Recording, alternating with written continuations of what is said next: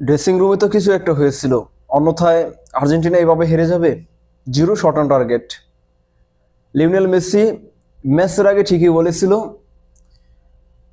সবকিছু পিছনের ভুলে যেতে। আর কেনই বা ভুলে যেতে বলেছে, কি হয়েছে পিছনে, কেন আর্জেন্টিনাকে হারিয়ে দেওয়া হলো? যে আর্জেন্টিনা ফাইনাল পর্যন্ত আসতে পারে, তারা ফাইনালে জিরো শট অন টার্গেট, একটা শট অন টার্গেটও নিতে পারে নাই। কেন? ফাইনালের ইতিহাসে এমন কোনো দল নাই যারা ফাইনালে এসেছে, তারা ফাইনাল ম্যাচের মধ্যে প্রতিপক্ষ দলের বারে বা গোল পোস্টে কোনো শট নিতে পারেনি। সেটা একমাত্র দল আর্জেন্টিনা। কিন্তু আর্জেন্টিনা কেন এরকম দাপুটের সাথে জয় নিয়ে ফাইনালে এসে তারা কেন এমনটা করবেন? কিন্তু প্রকৃত সত্য বেরিয়ে আসছে, আর্জেন্টিনাকে হারিয়ে দেওয়া হয়েছে শর্ত সাপেক্ষে। আর্জেন্টিনার সামনে শর্ত ছিল, যদি আর্জেন্টিনা জয়লাভ করতে হয় তাহলে তাদেরকে টাই ব্রেকারে যেতে হবে। শুধু এটাই এর মধ্যে সীমাবদ্ধ নয়, তাদেরকে একটি লাল কার্ড পেতে হবে এবং নির্ধারিত 90 মিনিটের মধ্যে, যে কোনো মূল্যে হোক। তো দেখেন আপনারা, এটা আপনাদের সামনে ক্লিয়ার হয়ে যাবে যখন পারদেস একটা ফাউলের পর কিন্তু সে একের পর এক ফাউল করে যাচ্ছেন। মানে এটা আর্জেন্টিনা যারা খেলা দেখেছে সকলে কিন্তু বিরক্ত হয়েছে তার প্রতি, যে তাকে কেন লাল কার্ডটা মনে হয় দিয়ে দিবে এমন অবস্থা।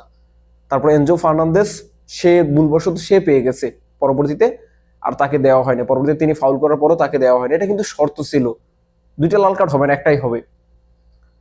তারপর লিসান্দ্রো মার্টিনেজ, ডিফেন্ডার আর্জেন্টিনার, এই বিশ্বকাপে সেরা 11-এ জায়গা পেয়েছে, তাকে কেন মাঠ থেকে উঠিয়ে নেওয়া হবে? এটা তো সকলের মনে প্রশ্ন। এটাও ছিল সেই শর্তের মধ্যে, ইনজুরির বাহানা দিয়ে তাকে মাঠ থেকে উঠতে হবে, আর সেটাই করেছে আর্জেন্টিনা। তারপরে ক্রিস্টিয়ান রোমেরো, তাকে উঠিয়ে নেওয়া হয়েছে, তাকে সাফ করা হয়েছে। এগুলো সবকিছু প্ল্যানের অংশ ছিল, কারণ উপর থেকে কিন্তু একেবারে ছাদের উপর থেকে একেবারে সোজাসুজি স্নাইপার তাক করা ছিল, শট অন টার্গেট মারবে, তাদেরকে শট অন টার্গেট করা হবে। এই কারণে কোনো প্লেয়ার সাহস করেনি, তারা তাদের মতো খেলে গেছে। কিন্তু তাই এই শর্তের মধ্যে একটা জিনিস উল্লেখ ছিল, যে গোলরক্ষক সেভ দিতে পারবে, যদি সে পারে সেভ দিবে, সমস্যা নাই। কিন্তু আর্জেন্টিনার কোনো প্লেয়ার কোনো শট অন টার্গেট নিতে পারবে না। তো তারা সেটাই করেছে, সেই প্ল্যান মোতাবেকই আগাচ্ছিল।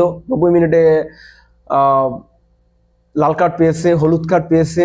তারপরে লিসান্দ্রো মার্টিনেজকে উঠিয়ে নেওয়া হয়েছে, ক্রিস্টিয়ান রোমেরোকে পরবর্তীতে উঠিয়ে নেওয়া হয়েছে, একের পর এক সাব বদলি করা হয়েছে। মার্টিনেজ মাঠে নামতে পারবে না, তাকে মাঠে নামায়নি। এগুলো সবকিছু প্ল্যানের অংশ ছিল, কারণ একটাই সমস্যা, সেই ফকল্যান্ড দ্বীপ, তারা কেন সেই দ্বীপটা তাদের বলে দাবি করবে মাঠের মধ্যে? কারণ এখানে ডোনাল্ড ট্রাম্প কিন্তু মাঠের মধ্যে উপস্থিত ছিলেন, তিনি চায়নি যে আর্জেন্টিনা জয়লাভ করুক।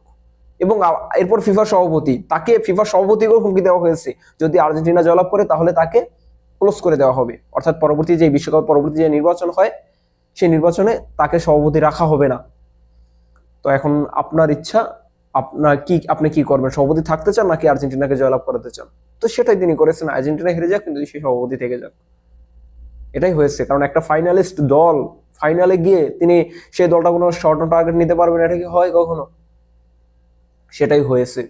তারপর আর সেই শেষ পর্যায়ে প্রাণপণ চেষ্টা, কিন্তু আরেকটা শর্ত ছিল, যদি স্পেন গোল দেয় প্রথম গোলের পরে, পরবর্তীতে আর্জেন্টিনা আক্রমণে যেতে পারবে, সমস্যা নাই। কিন্তু আপনারা দেখেন 106 মিনিটে গোল দেওয়ার পরে কিন্তু আর্জেন্টিনা একের পর এক আক্রমণ করেছে, অসাধারণ খেলেছে। এটা কি আপনাদের চোখে পড়েনি? এগুলো সবকিছুই প্ল্যানের অংশ, শর্ত ছিল এগুলা। পরবর্তী আর্জেন্টিনা কামব্যাক করতে পারেনি, যদি কামব্যাক করতে পারতো তাহলে পেনাল্টিতে গিয়ে যদি জয়লাভ করতো তাহলে তাদের কোনো সমস্যা ছিল না। তো সেটাই হয়েছে, ড্রেসিং রুমে তো অবশ্যই কিছু একটা হয়েছিল, আর এই বিষয়গুলো নিয়েই সবাই জানতো, এবং কি সবাইকে ভুলে যেতে বলা হয়েছে, যে পিছনে সবকিছু ভুলে যাও। সবাই ভুলে গেছে। তো আমার কথাগুলো যদি আপনারা কেউ বিশ্বাস করে থাকেন, তাহলে তো আপনি খুব ভালো মানুষ, খুব ভালো মানুষ, খুব সাধারণ মানুষ। তাহলে আপনার জন্য একটা পুরস্কার আছে আমার পক্ষ থেকে।